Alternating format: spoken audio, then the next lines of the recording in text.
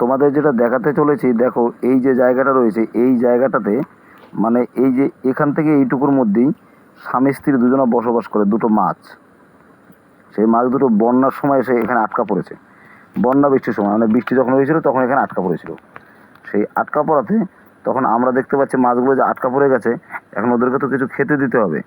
ওদেরকে আমরা খেতে দিয়েছি রীতিমতন, কিন্তু খেতে দিচ্ছি সবই ঠিক আছে, ওদের জল শুকিয়ে যাচ্ছে। কারণ দুদিন বাদে বাদেই আমাদের জল দিতে হচ্ছে।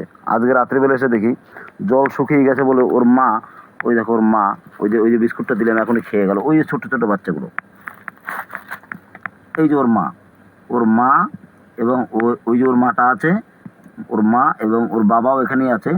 আর এই যে বাচ্চাগুলো দেখো ছোটো ছোটো বাচ্চা, মানে এখানে এতগুলো বাচ্চা হয়েছে মাছের বাচ্চা, যে এক গাদা মাছের বাচ্চা। যদি আমরা খেতে জল না দিই এদেরকে, তাহলে কিন্তু এরা জল না খেয়ে মরে যাবে, জল না পেয়ে মরে যাবে, সব মাছগুলোই মরে যাবে। সেই জন্য এই জায়গায় একদম পুরো এই যে জল পুরো খালি হয়ে গেছে, এবং সাপ বা বিড়ালে এই মাছগুলো খেয়ে নিতে পারবে তুলে। সেই জন্য এদেরকে জল দেওয়ার জন্য আজকে এখন রাত্র বাজে প্রায় দুটো 1:30 বাজে আর কি। এখন এই 1:30টার সময় আমরা এইখানে জল দিচ্ছি।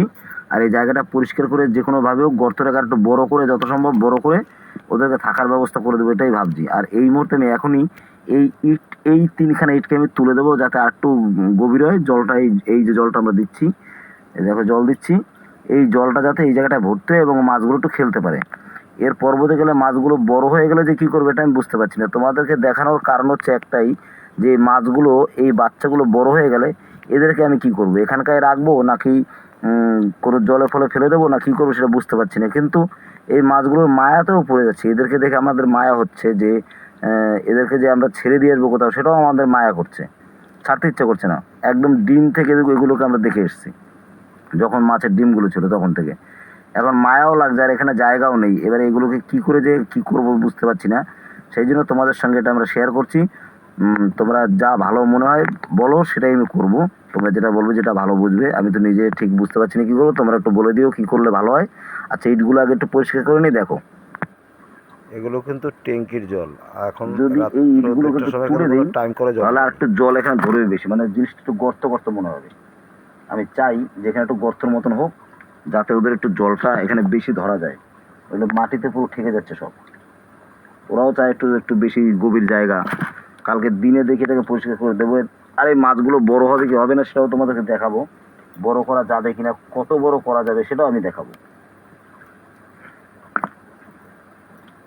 আর ভিডিও বেশি বড় করবো না, ছোটোর মধ্যেই সব থাকবে। হুম, আমাদের ট্যাঙ্কির জলগুলো সব শেষ হয়ে যাবে।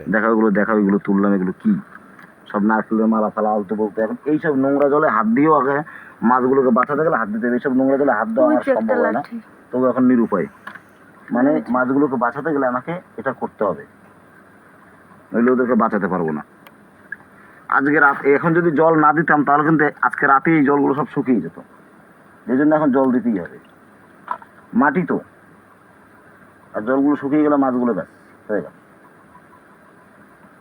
কালকে যখন এটাকে এখন জায়গাটা কাদা কাদা হয়ে গেছে এবং জলটা ঘুলিয়ে গেছে, গর্ত করবো তখন দেখতে পাবে এটাকে আরো পরিষ্কার হবে।